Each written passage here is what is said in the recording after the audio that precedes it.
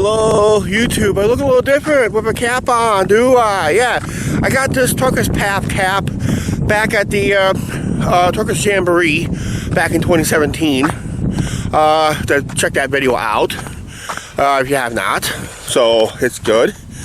And of course, we're up here at this one city park.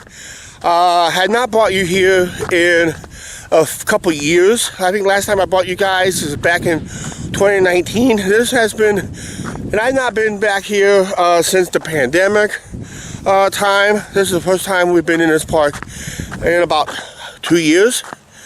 And they did a lot of changes, and the man-made lake has seen the major changes. And yes, this is a home of a man-made lake. They did some major renovating, and it looks like they're done with it. And this is waiting for Mother Nature to fill the rest of the lake, basically. The lake is done. It looks like to be done. I don't see no equipment. And it looks like there's a new shelter up here too. And this lake is supposed to be deeper once it's completely filled. It's probably going to take another year or two to fill it up in a way. But boy, it's going to look different since the last time we was up here. So you have to check some of those older videos out. This is what I did. The best way to check it out, check out my drone flight tests. When I did those drone flight tests. Right now, like I said, you have the Erickson Center. It's not open today because it's Sunday. They do after school stuff, basketball courts. There's like a kitchen in there and all that stuff, and classes, classrooms and that. People's out walking their dogs around the thing. Oh, this is what I'm talking about. This is what's new here. All this has changed since, but yeah, check the drone flight. You probably see the old lake. This is a brand new lake, brand new man-made lake. It's still not fully filled with water yet. Like I said, they're just waiting for Mother Nature to do its business for it to be fully filled with water. And that, it looks like it can come up a few more feet. But boy, what a difference this is. Let's check this out. Oh yeah. Yeah, water's a little clearer here than it is before. They did clear out a lot of trees through here, but I'm pretty sure they will plant more eventually down the line. They got old tree stumps there. I think they did that for a reason, to provide safety and all that stuff. Looks like those little buoy markers and all that stuff. But eventually, I think this lake can be about maybe up to 4 feet deeper. Maybe this is deep it will go. But like I said, Mother Nature will do its business eventually. So yeah. But nice, all new shelter here, and eventually we will walk past the ball diamonds there, just for a quick video.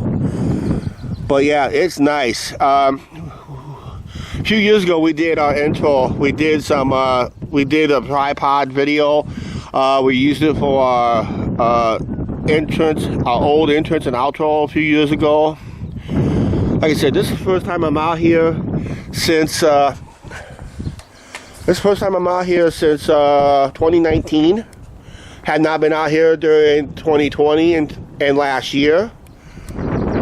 But I thought we'd just show you what's new here. For the ones who are local to the channel, you've probably seen this already. And for the ones who are not local, you've probably seen something. Oh, Chuck, why are you bringing us to this park? We've seen this before. Well, not like this. You saw the old way. This is now a brand new way seeing things. There's a couple people over there walking their dogs. Good place to walk your dog. We'll film over here real quick. Good place to go fishing. Once you see the fish hopefully the fish will be stocked. They'll probably catch some pond fish, that is sporting fish, and they'll fill this pond with fish eventually. But yeah, water's a lot clearer. They couldn't believe how much gunk they got rid of when they dredged this out and all that stuff. A lot of old Christmas trees was dumped in this pond. They thought that was just a little bit too many. They're going to put a limit on it, I think, in the future. The trees, they did knock one tree down right there intentionally to create a safe haven for minnows. That's probably why the trees was ripped down. They kept some stumps in for minnows for a safe haven for the minnows, because there is predatory fish can be in this lake too. Right now, let's go check out the rest of the Erickson Center and Emma Young Park. And like I said, Emma Young Park and the Erickson Center, usually a beehive of activity. There's a few people in here. I think they're setting up for an event. Looks like they got a weight room in there now. Yeah, they bought some weight equipment in there. Looks like some people can work out in there. Just past that one window right there, there's some weights in there. I never seen that in there before. They must have got it from a local place that went out of business. So they brought it here and that. So main entrance right there. And like I said, good place to come out to exercise and all that stuff. This is the parking lot right here where I did my drone test flight right there. And this is one of the two paths that takes you to the softball diamonds. But we're going to walk past the main one over here. I don't know, here's this what they call an overflow pond right here, and with a culvert right there. And of course it created a special spillway. That's where those rocks are. This known to get flooded, and since they created a what they call a dam system over there, where this water is slightly higher than the main water I showed you over there earlier, so that's like an overflow. And I think they designed that to prevent flooding in here during the heavy rains, because with the original park, with the original lake, it created this to be flooded half the time. So right now we're up here to the main softball diamonds that they use. And being it's Sunday, I know I said earlier in this video, the place is closed on Sundays. Maybe with the weight room, maybe they'll have it open on Sundays now. But, oh, there's a membership you gotta join to go in there. It's like a yearly fee if you want to use this stuff in there. But all it is up is open to the public, basically. So, yeah, so. And this is the main softball diamonds. This is where Angie played softball at one time. I'm not going to go into details of that. She'll tell you on a later date. And this is one. Looks like they got this chalked. As you see, there's a white line over there. Bass boxes is chalked. Looks like they got the field groomed. It looks like this is ready to play tonight. What it looks like. LED lights system they got in here. They put that in a few years ago. Our ballpark doesn't have it yet. I wish I did. They can do fancy stuff with the LED lights system. Electronic scoreboard. I think that was there before. Like I said, this is the main diamond. This is called the Diamond 1, Field 2, and Field 3 way back in the boonies. There's some people walking back there right now. But yeah, this is the other diamond. This is field number 2. And of course, there's another diamond towards the back. Porta potties in case you can't make it over here to the main restroom. But yeah, not many changes happen here, except maybe the new protective screen to protect the people in the concourse. from getting hit by home run balls.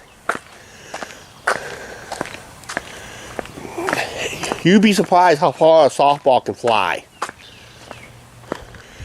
The menu board for here.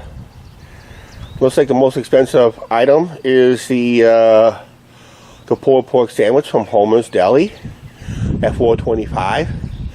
But a lot of other snacking items is averaging around $3 mark, something like that. But yep. Little hand sanitizer for the ones who still think COVID is a big threat.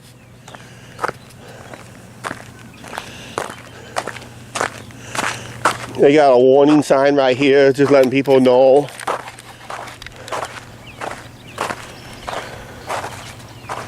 Just letting people know for drop-in diamond users. Once the foul lines are chalked for today's games, please do not use the infield. Do not use the infield. So, as you see right there, the foul lines is chalk. The batting box is chalked. So you cannot use the infield. You have to use the grass area. Or best bet, don't even use the diamond today. Come in on a Monday or Tuesday, then the diamond is available for practice and that. So I see that was relatively new. We'll see that a little bit. But yep, vending machine and all that. Right now, we'll head out of here. We'll do one more clip and we'll get out of here. But yeah, the major changes on this video we saw early in the video is the two ponds. The overflow pond and the main pond, which is lower than the overflow pond. They did that intentionally.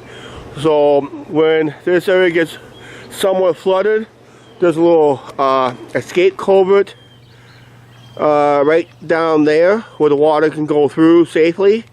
There's a little spillway right there. They create a little spillway into the main pond. Then eventually there's an overflow out of that main pond to go into the sewer system, so that doesn't overflow. So basically, but that is a man-made lake. Always been a man-made lake up here. The only time it gets filled is when there's rainwater. So let it rain. Yeah, like I said, good place to hang out any time of day. This is more of a quieter park versus the riverfront. So if you really need a place to relax, this is the place to do it. More likely, this is the this was dedicated to John Dunmore Field. He was a very team member here and that, so they honored the field in his honor. So, which is great. And that, like I said, we'll do a couple more clips. I think we'll do one more clip and we'll just wrap it up here. We're just heading up. There's a playground equipment up there. Someone's being used. Like I said, there's tennis courts. And there was a history here in town that the local high school claimed they own all the tennis courts. But they never claimed these four because technically it's on city park property. And they had the same thing happen down at Riverfront Park where there was good tennis courts there. And the school decided to enforce a no trespassing on everybody who was using it because, you know, the school technically claimed they own all the tennis courts.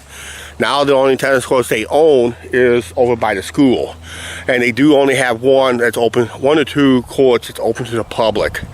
Almost have to maintain friendliness with the community, I guess. I don't know.